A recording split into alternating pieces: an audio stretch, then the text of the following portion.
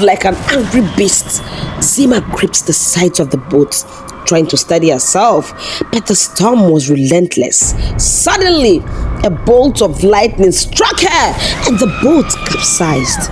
The last thing Zima saw was the baby's basket floating away.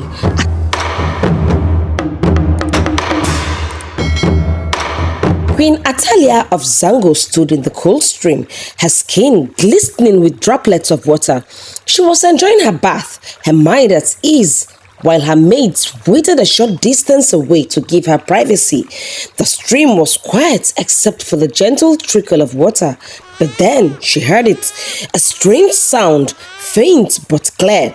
Startled, she looked around, her heart pounding. "Who's there?" she called out, but there was no reply. She froze, listening carefully, her ears straining to catch the sound again. Then she heard it, this time clearer, a baby's cry, soft but unmistakable. Her heart skipped a beat. A baby, she thought, her mind racing. Am I dreaming? Quickly, she stepped out of the stream, wrapping a cloth around herself as she followed the sound. Her bare feet splashed against the wet rocks as she moved faster to the cry. Then she saw it, a basket floating gently on the other side of the river. The baby's cries grew louder as if calling out to her. Without hesitation, Queen Atalia dived into the river, her strong arms cutting through the rushing water. She swam with urgency, her heart hammering in her chest. Reaching the basket, she pulled it toward her, the cries growing louder as she brought it closer. When she looked into the basket, her breath caught. Inside was a beautiful baby, its tiny hands flailing and its face wet with tears. The baby's cries tugged at her heart, and she quickly cradled the child against her chest. "Shh, little one," she whispered. "You're safe now." Dripping wet, Queen Atalia carried the baby back to her village. The women of Zango, warriors trained to protect their land, stopped in their tracks when they saw her, their eyes widened in shock and disbelief. It had been many years since the women of Zango had seen a baby. Long ago, a witch had cursed their land, causing all their men and sons to die. Since then, the women had become fierce warriors, guarding their territory and surviving without men or children. The sight of Queen Atalia with the baby was both confusing and extraordinary. "Where did she get that baby?" one of the women whispered. "Is it a sign? Has the curse been broken?" Another murmured, but Queen Atalia ignored their stares and whispers. She held the baby tightly, her steps determined as she walked past the crowd toward her palace. Her mind was made up. This child was now hers, and she would protect it with all her life. Back in the village of Nziga, strange and unexplainable events began to unfold. Early one morning, as the first rays of sunlight peeked through the dense forest, two farmers, Oguna and Fela, made their way to their farms. The path was quiet except for the rustling of leaves and the distant chirping of birds. They chatted about their crops. Suddenly, the ground beneath them seemed to tremble. Without warning, snakes, long, dark, and unnervingly swift, slithered out of the underbrush. The men froze, their hearts pounding as the snakes surrounded them. "Help!" Oguna screamed, trying to fend them off with his machete. Fela joined him, swinging a hoe, but the snakes were relentless. They encircled the men, striking them with lightning speed, their fangs sinking into the men's flesh. The men's cries echoed through the forest, but no one came to their aid. Moments later, the snakes slithered away, leaving the two men lying lifeless on the forest path. Days after the mysterious deaths of the farmers, Maliba, a young woman who had been pregnant for several months, went into labor. Her family gathered around her hut, praying for her safe delivery. The midwife worked tirelessly, encouraging Maliba through her pain as the hours dragged on. Finally, with one last scream, the child was born. But the room felt silent. The midwife stepped back in horror, her hands trembling as she stared at the newborn. What is it? Maliba's mother asked, rushing into the room. Her eyes widened as she saw the truth. Lying on the blood-stained cloth was not a human child, but a snake, coiled and hissing softly. Maliba, weak from labor, barely had time to comprehend what had happened before her body convulsed and she took her last breath. The midwife and Maliba's mother were frozen with fear as the snake slithered off the cloth and disappeared through the thatched roof. The villagers who had gathered outside the hut screamed and ran as they heard the news. In another part of the village, Binta, a mother of 3, was preparing dinner for her family. The aroma of the stew filled the air as she carefully stirred the pot over the fire. Her children played nearby, and for a moment, all seemed peaceful. Then, Binta realized she had forgotten the dried peppers in her hut and left the cooking area to retrieve them. It was only a brief moment, but when she returned, she was met with an eerie sight. The fire, which had been burning steadily, was now raging uncontrollably, and the pot was charred black. The stew was completely ruined, but the strangest part was that the fire seemed unnatural.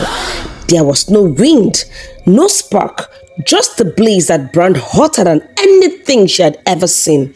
Binta quickly doused the fire, her hands trembling as she stared at the ruined pot. Her family approached, their faces filled with confusion. "What happened, Mama?" her eldest son asked. Binta could only shake her head. "I don't know," she whispered, her voice barely audible. But deep down, she felt the growing unease that had gripped the entire village. Something unnatural was happening in Nziga. As the years passed, calamities continued to plague the village of Nziga. The once lush fields became barren, and the rains that nourished their crops ceased. The rivers that surrounded the village began to dry up slowly. At first, the villagers dismissed this event as natural misfortunes, but over time, they realized that something far more sinister was at play. Their fears deepened when the women of Nziga stopped conceiving altogether. The once bustling village, filled with the laughter of children, grew eerily quiet. Mothers mourned the absence of newborns, and families despaired over the gradual disappearance of their lineage. In the king's palace, the royal family had not been spared from the growing despair. Since the tragic loss of their babies, Queen Uwa and Queen Bubu had not conceived again. The queens, once radiant and full of life, grew weary and distant. King Kunzi was deeply troubled. Night after night, he lay awake, consumed by regret. "The only chance I had at being a father," he muttered to himself, "was sacrificed to that stupid tree god." The weight of his actions bore heavily on him, and his worry grew with each passing day. Desperate for answers, he summoned the village chief priests. The priests arrived, his staff adorned with charms and cowries, and after a long series of incantations, he fell silent. "The gods refused to speak," the chief priest finally said, his voice heavy with uncertainty. The king and the elders exchanged worried glances. "Then, what must we do?" King Kunzi asked, his tone desperate. The chief priest hesitated before answering. "We must go to Zigiza. Perhaps it will tell us why this has befallen Nziga." The next morning, the king, the elders, and the chief priest ventured into the dense forest.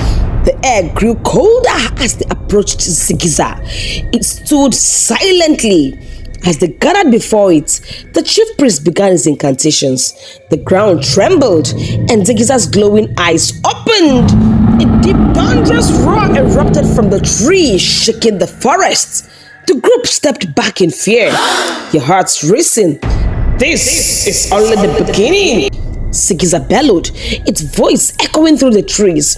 "The people of Nziga owe me, and until I receive the sacrifice I am owed, I will not stop. No man, no woman, no child of Nziga can escape my wrath." The chief priest, his voice trembling, replied, We have ensured that all firstborn children born on Ezi market day are brought to you. Where have we gone wrong? Zigiza let out a loud, terrifying growl and spat fire from his mouth. Flames engulfed half of the elders, their screams piercing the air as they were reduced to ash. The king, the chief priest, and 2 other elders managed to escape, running for their lives as the fire roared behind them. That night, Gizo, one of the elders who had escaped, decided he could no longer remain in Nziga. Gathering his wife and children, he whispered, "We must leave this cursed land." That night, under the cover of darkness, they left the village, their belongings bundled on their backs. The forest was quiet, the moon their only guide. They had not gone far when a pack of strange wild animals emerged from the shadows. Their eyes glowed red, and their growls were unnatural. Gizo and his family screamed as the beasts attacked. Their cries echoed through the forest, but no one came to their aid. By morning, the villagers discovered their mangled remains near the edge of the forest. Fear gripped their hearts as the realization sank in. There was no escaping Zigiza's wrath. One quiet afternoon, Queen Owa sat in her chambers, her face buried in her hands as tears streamed down her cheeks. She was overwhelmed by fear and guilt, haunted by the knowledge that the curse upon Nziga was her fault. She had overheard her husband, King Kunzi, discussing with the chiefs about Zigiza's wrath and the reason behind it. Deep down, she knew the truth. It was because she had saved her child. But what hurt the most was the unbearable silence she had maintained. She had told no one, not even the king, about what she had done. Her fear had kept her quiet, but now it weighed on her like a crushing burden. As she turned to wipe her tears, she froze. Standing behind her was the king, his face a mixture of concern and curiosity. Her tears flowed more freely now, and she knew it was time to confess. "I have something to tell you," she whispered, her voice breaking. King Kunzi sat down, his expression serious. Tell me, Uwa, whatever it is, I will listen. In between sobs, Queen Uwa told him everything, how she had conspired with Zima, the midwife, to save her child. She explained how Zima had smuggled the baby out of Nziga on the night of its supposed death. When she finished, her heart raced, expecting the king to be furious. But to her surprise, King Kunzi smiled. Tears welled up in his eyes as he whispered, "So I have a child. My child is alive." Uwa nodded, wiping her face. "I was scared, my king. I didn't know what else to do." The king stood up, his face resolute. Then, "We must find my child. I will not rest until I see my child." That night, King Kunzi summoned the chief priest Mazaje to his chambers. After ensuring no one else could hear, the king told Mazaje the truth. The chief priest listened in stunned silence, his face pale with shock. After a long pause, Mazaje spoke. "My king, this is both a blessing and a curse. Your child must be found, for it is only a firstborn who can destroy Zigiza and break its hold on Nziga. But how will we find him?" The king asked, not sure of the gender of the child. Mazaje shook his head. "That is the great challenge. The gods may not guide us, but we must try. If the child is alive, he is our only hope." The next morning, King Kunzi secretly assembled 5 of his most trusted men. He instructed them to journey to Zima's maternal home, where she might have taken the baby to. The men, armed and determined, set out at dawn, avoiding the eyes of curious villagers. As they approached the river, the sky darkened. Thunder rumbled ominously, and without warning, a bolt of lightning struck them directly. Their bodies began to twist and contort. The screams echoed through the forest as their human forms shrank and transformed into frogs. They hopped helplessly back toward Nziga, their croaks filled with desperation. When the frogs finally arrived at the palace, they leapt into the king's chambers. King Kunzi and Mazaje stared in horror as the frogs croaked pitifully, their eyes glinting with faint recognition. "These are your men," Mazaje whispered. "The men you sent. They were cursed by Zigiza. The king's heart sank and his hands trembled. No one can live in Nziga, The chief priest said, his voice hollow. so we are trapped. Mataji nodded grimly. The wrath of Zigiza grows stronger, and until the child is found, there is no escape for anyone. In the village of Zango, Malia, a strikingly beautiful young woman, was deep in training. Her movements were swift, precise and powerful as she wielded her sword against her trainer. The clanging of metal echoed through the training ground, drawing the attention of nearby warriors. With one final swing, Malia disarmed her trainer, pointing the tip of her blade at her chest. The trainer, visibly surprised, raised her hands in surrender. The tension in the air was thick, but before anyone could react further, a maid called out from the edge of the training ground, "Princess Malia, the queen summons you." Lowering her sword, Malia stepped back, letting her trainer catch her breath. Just as she turned to leave, she overheard a voice, a fellow warrior addressing her trainer. "How could you let that water child defeat you so easily?" The words struck Malia like a dagger. She froze momentarily, her fists clenched. Tears pricked at her eyes, but she said nothing.